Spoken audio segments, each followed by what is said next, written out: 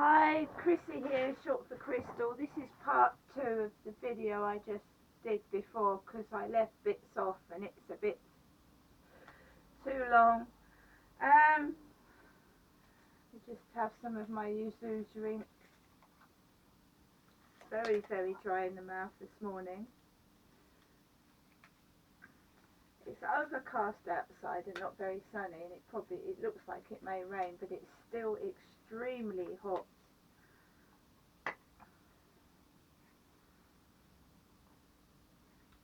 So as I was saying, this Polish gentleman talked to me outside the doctor's yesterday, and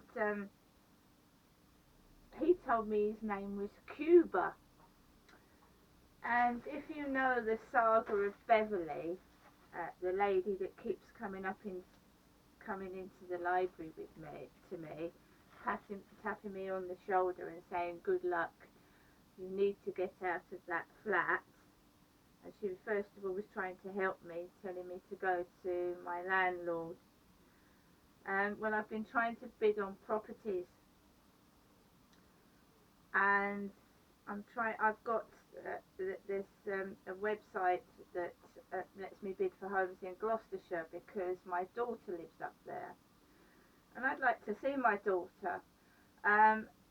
When I looked on the Gloucestershire Home Seekers site yesterday, there was absolutely nothing that would accept pets, and I have 2 cats, and I've had Snowball for 5 or 6 years, and I'm not just going to leave her behind.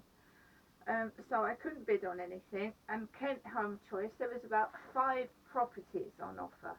Normally there's about 10, 15, 20 properties, but there was 5 yesterday, and all wouldn't accept pets, so I haven't been able to bid on anything at all. Well, going back to the Beverly saga, her brother in the end had to get her out of these flats, and her rent is £2,000 a month, and her brother is in charge of her finances because she has learning disabilities. So he got her out and he helped her move with the removal van and everything, and I didn't see Beverly move. And I'd been in Beverly's flat at number 14 because she'd invited me in there before, and I don't know where all her stuff went, but a lot of her stuff isn't in where she's living now.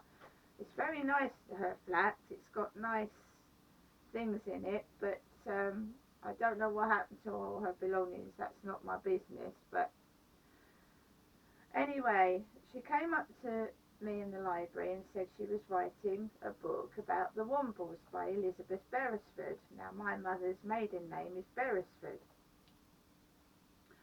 She was wearing stripy socks like my mum's, and I call them clown socks because they go right up to the knee and they're all stripy.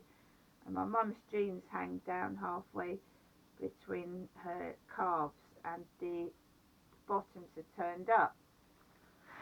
And my mum chooses to dress the way she does. Nobody tells her to dress like that.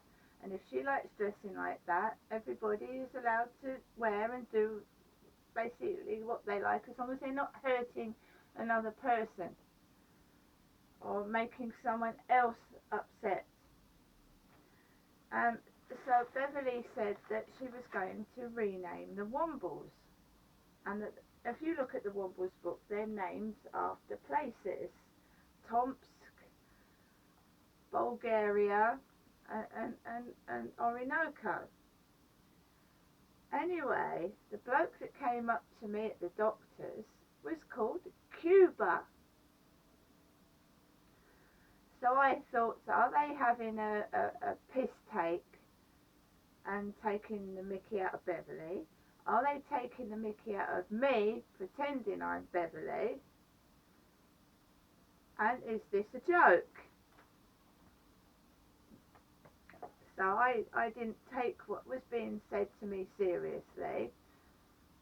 I knew this bloke I'd never see him again because I've had cool tricks on me played before. But it was nice to have a chat with somebody for half an hour. And after that, I went into the library. Beverly was not in the library at that time in the morning. I'd been awake since 5, wandering around on my feet, and at 8 o'clock, 8:30, I was in the pharmacy getting my tablets. Then I had to wander around Sainsbury's for about half an hour to pass the time while the library opened. Went in the library, the usual Asian man in there going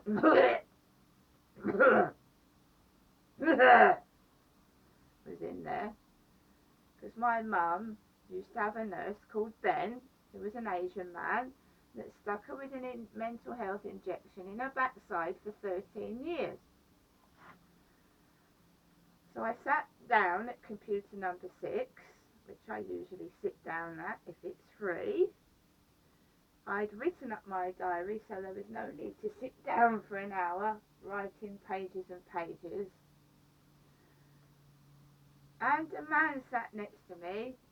There was a man in these flats that I have to say allegedly touched me with a cap on and a yellow fluorescent waistcoat called Dave. So this man comes along, sits next to me with what looks like Dave's grey cap on, and starts fiddling down where the side of my legs are, trying to stick something into the box on number 5. I've got my earphones on, and he talks to me, so I take my earphones out.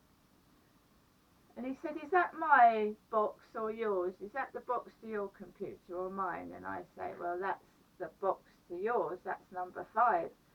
So I was forced to take my earphones out. Now, Beverly's partner was called Jason, that left her. All of a sudden, this mum screaming, "Jason! Jason!" After I've taken my earphones out. I don't want to hear their rubbish. Do you know what I mean? But when someone prods you on the arm saying, "Is that mine or is that yours?" you have to take your earphones out. That was done. So I don't know what the effing hell is going on, but it's making my effing life a misery, and I'm tired of it. Then walking up, going to the dentist, and there's workmen laughing at me. I'm sick to death of it. Me and Beverly look totally different. We both wear glasses, but hers are thick. She's got learning difficulties. They're really, really thick. And her hair hangs down and she's really, really skinny. But I feel that we both, because Beverly had it here, are being taken the piss out of.